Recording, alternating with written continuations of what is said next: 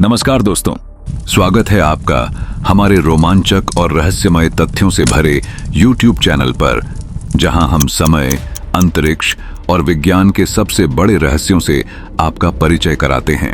आज का हमारा विषय है एक ऐसा रहस्य जिसने सदियों से वैज्ञानिकों, खोजकर्ताओं और आम लोगों को सोचने पर मजबूर किया है।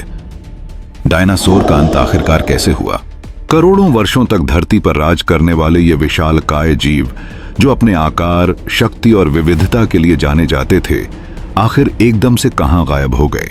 क्या यह अचानक हुई किसी महाविनाशकारी घटना का परिणाम था, या फिर यह एक लंबी प्रक्रिया थी जिसने इन्हें धीरे धीरे मिटा दिया? हम इस वीडियो में आपको ले चलेंगे एक ऐसे सफर पर जो आपको समय की सुरंग से वापस उस युग में ले जाएगा जब धरती की सतह पर डायनासोर की बादशाहत हुआ करती थी। ये कहानी सिर्फ जीवों की नहीं, बल्कि उस रहस्य की है जो आज भी वैज्ञानिकों को चौंका देता है।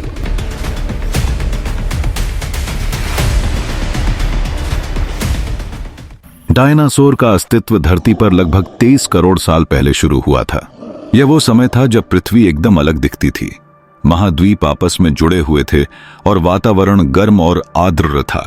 डायनासोरों का उदय ट्रायसिक पीरियड में हुआ और फिर जुरासिक तथा क्रेटेशियस युग में वे पूरी धरती पर फैल गए। शाकाहारी डायनासोर जैसे कि ब्रैकियोसॉरस और डिप्लोडोकस इतने विशाल थे कि उनकी गर्दनें पेड़ों की ऊंचाई से भी ऊपर उठ जाती थीं। वहीं दूसरी ओर टायरेनोसोरस रेक्स जैसे शिकारी अपने मजबूत जबड़े और तेज पंजों से अपने शिकार को चीर कर रख देते थे। लाखों वर्षों तक उन्होंने पृथ्वी के हर कोने पर अपना प्रभुत्व बनाए रखा। लेकिन एक दिन ऐसा आया जब इनका प्रभुत्व अचानक समाप्त हो गया और धरती की सबसे रहस्यमयी विलुप्ति की कहानी की शुरुआत हुई। विज्ञान की दुनिया में डायनासोर के विलुप्त होने को लेकर कई सिद्धांत हैं, लेकिन सबसे प्रमुख और व्यापक रूप से स्वीकृत सिद्धांत है एस्टेरॉयड इंपैक्ट थ्योरी। ये इसके अनुसार लगभग 6 करोड़ साल पहले एक विशाल एस्टेरॉयड अंतरिक्ष से निकलकर सीधा पृथ्वी से टकराया। ये एस्टेरॉयड लगभग 10 से 15 किलोमीटर व्यास का था और इसकी टक्कर आधुनिक मैक्सिको के युकाटन प्रायद्वीप में हुई थी। वैज्ञानिकों का अनुमान है कि इस टक्कर से जो ऊर्जा निकली वह लाखों मेगाटन TNT के बराबर थी, यानी इतना विस्फोटक कि पूरा एक महाद्वीप तबाह हो सकता था। यह टक्कर केवल भौगोलिक असर ही नहीं लाई, बल्कि उसने पूरी पृथ्वी की जलवायु और पारिस्थितिकी तंत्र को ही उलट कर रख दिया। इस महाविनाशकारी टक्कर के कारण वातावरण में इतनी अधिक मात्रा में धूल, राख और गैसें फैल गईं कि उन्होंने सूरज की रोशनी को पृथ्वी तक पहुंचने से रोक दिया। यह एक प्रकार की परमाणु सर्दी थी, जहां लगातार अंधेरा छाया रहा और तापमान तेजी से गिर गया। पौधे सूखने लगे, शाकाहारी डायनासोरों के पास खाने को कुछ नहीं बचा और फिर मांसाहारी भी भोजन की कमी से मरने लगे। जीवमंडल की पूरी खाद्य श्रृंखला बिखर गई।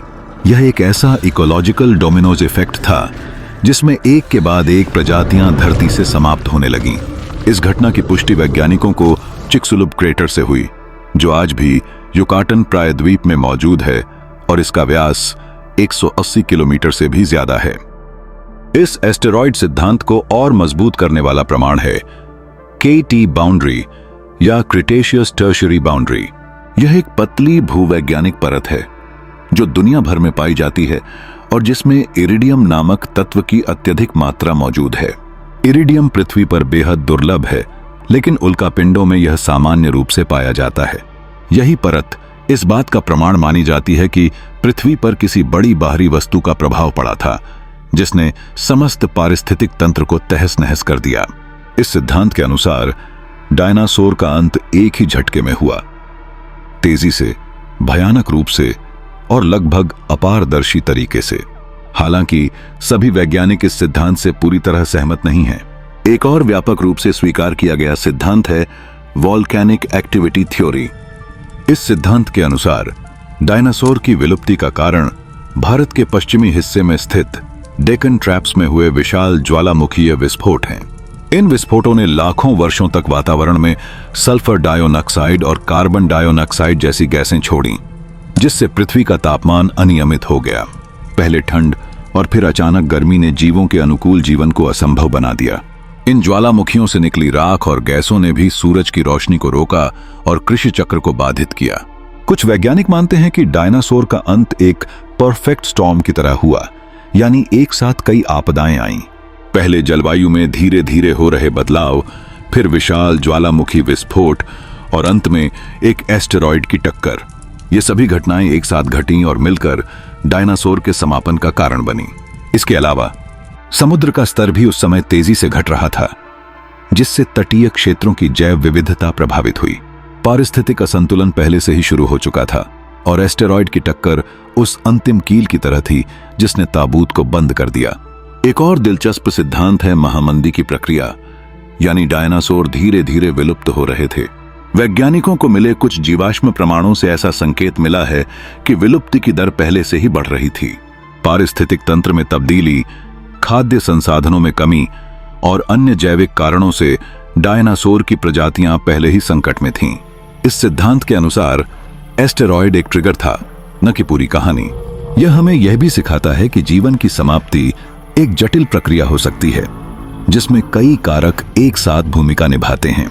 डायनासोर के अंत की सबसे चौंकाने वाली बात यह है कि वे पूरी तरह समाप्त नहीं हुए। वैज्ञानिकों का मानना है कि पक्षी, जिन्हें हम आज सामान्य रूप से देखते हैं, असल में डायनासोर के वंशज हैं। विशेष रूप से थेरोपॉड डायनासोर जैसे वेलोसिरैप्टर और अन्य छोटे शिकारी पंखों और हल्के शरीर वाले जीव थे। समय के साथ ये जीव उड़ने लगे और धीरे धीरे आधुनिक पक्षियों के रूप में विकसित हुए। इसका प्रमाण हमें फॉसिल्स से मिलता है, जिनमें पंख, खोखली हड्डियां और चोंच जैसे गुण पाए गए हैं। यानी अगली बार जब आप एक कबूतर या गौरैया देखें तो जान लें कि आपके सामने डायनासोर की जीवित विरासत है। डायनासोर के पक्षियों में विकसित होने की कहानी केवल वैज्ञानिक शोध का विषय नहीं है, बल्कि यह हमें जीवन की जिजीविषा और अनुकूलन की शक्ति का सबसे बड़ा उदाहरण भी देती है। पृथ्वी पर जीवन चाहे जितना बड़ा या शक्तिशाली क्यों न हो, अगर वह बदलते परिवेश के साथ तालमेल नहीं बिठा सका तो उसका अंत निश्चित है। लेकिन जो छोटे थे, जो तेजी से अनुकूलित हो सके, उन्होंने ही अगली पीढ़ियों को जन्म दिया। पक्षियों में पाए जाने वाले गुण जैसे कि हल्का कंकाल ढांचा, उच्च तापीय नियंत्रण और तेज गति उन्हें विलुप्त होने से बचाने में सहायक सिद्ध हुए। इसका मतलब यह भी है कि डायनासोर का अंत एक नई शुरुआत भी था, एक ऐसे युग की शुरुआत जिसमें स्तनधारी और पक्षी मुख्य भूमिका में आए। डायनासोर की विलुप्ति के बाद पृथ्वी पर जो बदलाव आए, उन्होंने मानव सभ्यता के विकास के लिए मार्ग प्रशस्त किया। जब विशाल डायनासोर समाप्त हो गए, तब छोटे स्तनधारियों को अवसर मिला अपना विस्तार करने का। धीरे धीरे ये छोटे जीव विकसित होते गए और विभिन्न प्रजातियों में विभाजित हो गए। लाखों वर्षों बाद इन्हीं स्तनधारियों में से एक प्रजाति होमो सेपियंस, यानी हम इंसान, इस धरती पर उभरे। अगर डायनासोर का अंत न हुआ होता तो शायद आज पृथ्वी पर मानव सभ्यता का अस्तित्व ही न होता। यही कारण है कि डायनासोर की कहानी केवल अतीत का एक अध्याय नहीं, बल्कि हमारे अस्तित्व की नींव से भी जुड़ी है। डायनासोर की दुनिया केवल उनके आकार और ताकत की कहानी नहीं है, बल्कि उनकी विविधता और जटिल पारिस्थितिकी का अद्भुत चित्रण है। कुछ डायनासोर बख्तरबंद थे, कुछ उड़ते थे और कुछ पानी में रहते थे। वे सामाजिक भी थे और कई बार झुंड में शिकार या भोजन की तलाश करते थे। उनकी आवाजें, संचार के तरीके, प्रजनन प्रणाली, ये सभी आधुनिक जीवों से पूरी तरह अलग और कई मायनों में चौंकाने वाले थे। वैज्ञानिकों ने फॉसिल्स और आधुनिक तकनीकों की मदद से उनकी त्वचा की बनावट, रंग और व्यवहार के बारे में काफी कुछ जाना है। यह हमें बताता है कि डायनासोर एक अत्यंत विकसित और सफल प्रजाति थे, जिनका अंत भी उतना ही अद्भुत और रहस्यमय रहा। आज भी दुनिया भर में डायनासोर को लेकर जबरदस्त आकर्षण है। बच्चों से लेकर बड़ों तक डायनासोर की कल्पना ने सबके मन में रोमांच और उत्सुकता भर दी है। फिल्मों, किताबों, खिलौनों और डॉक्यूमेंट्रीज में ये जीव फिर से जीवंत हो जाते हैं। वैज्ञानिकों ने डायनासोर की प्रतिकृतियां बनाकर उन्हें म्यूजियमों में सजाया है, जहां हम उन्हें करीब से देख सकते हैं। जब हम इनके विशाल कंकाल को देखते हैं तो यह कल्पना करना कठिन नहीं होता कि ये पृथ्वी के राजा हुआ करते थे।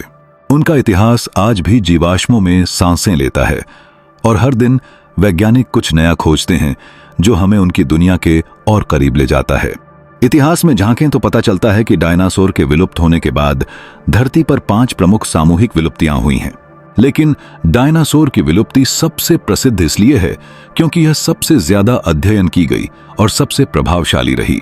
इस घटना ने न केवल जीवमंडल को बदला, बल्कि पृथ्वी के पूरे पारिस्थितिक तंत्र को पुनः परिभाषित किया। जब कोई ऐसी प्रजाति जो करोड़ों वर्षों तक हावी रही हो अचानक समाप्त हो जाती है, तो यह न केवल भूगोल या जीव विज्ञान बल्कि दर्शन और अस्तित्व के स्तर पर भी गहरे सवाल खड़े करता है। क्या पृथ्वी पर जीवन कभी स्थायी हो सकता है? क्या हम इंसान भी किसी दिन डायनासोर की तरह गायब हो सकते हैं? हम इस बात को कभी नहीं भूल सकते कि डायनासोरों की कहानी इंसानों की कहानी से भी गहरे जुड़ी हुई है। उनकी विलुप्ति ने हमारे लिए रास्ता खोला और उनका अस्तित्व हमें जीवन की नाजुकता और शक्ति दोनों का एहसास कराता है। वे हमें यह सिखाते हैं कि धरती पर जीवन कभी स्थिर नहीं रहता। यह हमेशा गतिशील, अनिश्चित और परिवर्तनशील होता है, और यही इसकी खूबसूरती भी है। जब हम आकाश की ओर देखते हैं तो यह सोच सकते हैं कि शायद वह एस्टेरॉयड जिसने डायनासोर को समाप्त किया था आज भी वहां कहीं घूम रहा हो। तो दोस्तों, आज की यह रोमांचक यात्रा यहीं समाप्त होती है। आपने जाना कि कैसे करोड़ों साल पहले पृथ्वी पर सबसे ताकतवर जीव डायनासोर एक ही झटके में खत्म हो गए। आपने जाना कि एस्टेरॉयड से लेकर ज्वालामुखियों और जलवायु परिवर्तन तक कई कारणों ने इस महाविनाश को जन्म दिया, और यह भी जाना कि कुछ डायनासोर पक्षियों के रूप में आज भी जीवित हैं। यह कहानी केवल विज्ञान की नहीं है, यह चेतावनी भी है और प्रेरणा भी कि जीवन चाहे जितना विशाल या ताकतवर हो, वह हमेशा प्रकृति के नियमों के अधीन रहता है। अगर आपको यह वीडियो पसंद आया हो तो इसे लाइक करें, अपने दोस्तों के साथ शेयर करें और चैनल को जरूर सब्सक्राइब करें, ताकि हम आपके लिए ऐसे ही और भी रोमांचक और रहस्यमय कहानियां लाते रहें। अपनी राय हमें कमेंट्स में जरूर बताएं। क्या आप मानते हैं कि डायनासोर का अंत केवल एक प्राकृतिक घटना थी, या इसमें कुछ और भी रहस्य छिपे हैं? अगले वीडियो में हम फिर मिलेंगे एक नए विषय के साथ जो आपके सोचने के तरीके को बदल देगा। तब तक के लिए नमस्कार और सीखते रहिए, क्योंकि ज्ञान ही वह शक्ति है जो हमें अतीत से जोड़ती है और भविष्य के लिए तैयार करती है।